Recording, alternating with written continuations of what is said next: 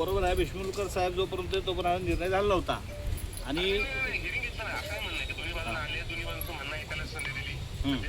ते रेकॉर्ड होतं का नाही त्या रेकॉर्डनुसार त्यांना त्यांच्या रेकॉर्डमध्ये नकाशा नव्हतं त्यांच्या रस्ता नव्हताच त्यांना बरं हां मला तेच म्हणलं आता त्यांनी म्हणजे असं झालं की जरी त्यांचं म्हणणं बरोबर की आता यायला जायला रोड नाहीये परंतु तुम्ही त्यांना तो मंजूरच रस्ता जर ह्याच्या जागेत नव्हता त्याचा क्लेम करू शकत नाहीत ना आपल्याला काय करायला लागेल की मग बाकीचे इतर मार्ग बघायला लागतील पण ते क्लेम करू शकत नाही मला इथं रस्ता आहे म्हणून नाही साहेब 1988ला इथनंची वहिवाट होती त्यानंतर ऐका ना हां त्यांना त्याच्यामध्ये मूळ रेकॉर्ड आम्ही कलेक्टर ऑफिस म्हणून जे टीपीने त्यांना जी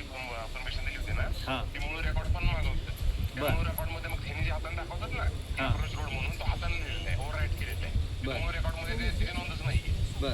पिंक कलर लिहिलं आहे ना मग आता मार्ग काय काढायचा मग आता तुम्ही सांगा तेच सांगितलं ना की आता ह्यानं सांगितलं ना मी आता जे येणार जाण्याचा तात्पुरता रोड आहे का नाही ते आपण करून देऊ आणि अजून उद्या त्या दुसऱ्या 2 सोसायटी तिसऱ्या सोसायटीचा रेकॉर्ड आता थोडा वेळ मिळेल आम्हाला पण ते बघून आम्ही उद्या सकाळी निर्णय घेतो ना तात्पुरता मार्ग आणि परमनंट मी मॅडम बोलू ना मी आता मी येऊ शकतो कुठला मार्ग आहे ना ते ऑलरेडी कारण कसं मीच निर्णय दिलेला आहे त्याच्या अगेन्स्ट कोर्टात केलेली बरं मग माझं एवढंच म्हणणं की मॅटर प्रेसिपिटेट न करता आपण म्हणलं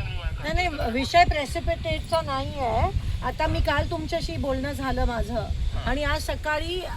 जे त्यांना थोडासा तो पर्याय मार्ग होता तो पण ब्लॉक केलाय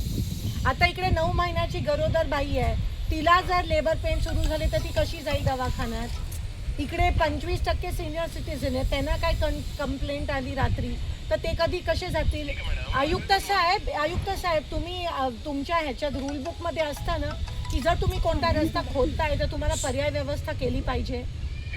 त्या उलट आज तुम्ही जे रस्ते होते ते पण ब्लॉक केले त्यांनी जी मागणी केली होती ना त्याच्या सोसायटीनं तर त्यांनी आम्हाला जे रेकॉर्ड दाखवलं त्यांचं हिअरिंग घेतलं तर त्यांचं मागणी योग्य आढळली नाही मग त्यानंतर आम्ही त्यांची मागणी रिजेक्ट केल्यानंतर ते जे सध्या जो पण बिल्डर आहे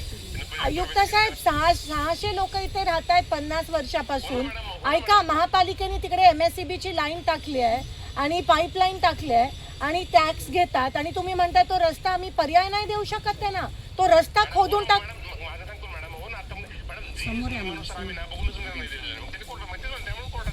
नाही मग आता त्यांनी काय बरं मला सांगा आता ती बाई तिला डिलिव्हरीला जायचं असेल तिने कोणता रस्ता मागावा कुठे तात्पुरता मार्ग दिला नाहीये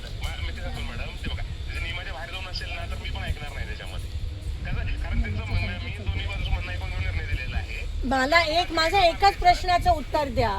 हे आज रात्री जर ह्यांना इमर्जन्सी आली कुठे तुम्ही येऊन नाही तुमच्या लोकांना पाठवा मी इथे बसले गेले 3 तास कोणी फिरकलं नाहीये नाही नियमानं नाही सॉरी तुम्ही नियमाने त्यांचा रस्ता बंद केलाय ह्याला कसा नियम आहे अनधिकृतरित्या तुम्ही केलाय आयुक्त साहेब तुम्ही पर्याय रस्ता ताबडतोब करून द्या मी इथे बसले तुमच्या टीमला पाठवा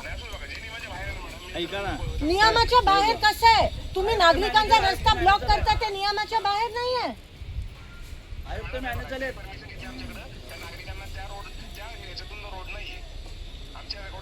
त्यांना आता पर्याय रस्ता कोणता देत आहे नाही तुम्ही येऊन बोला आम्ही लोकशाही पद्धतीने बसलोय उपोषणाला आम्ही इथे बसलोय आम्ही तुम्ही माझं सोडा इकडे सगळ्या बायका बसल्या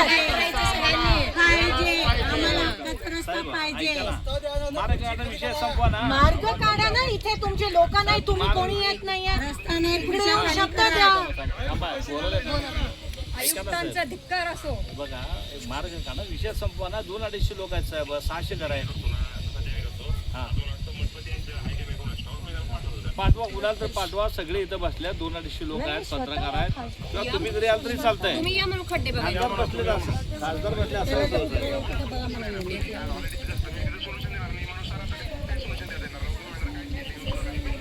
नाही ना मार्ग काढा विषय संपवा ना वैवाचे मार्ग द्या आमच्या हक्काचा रस्ता आम्हाला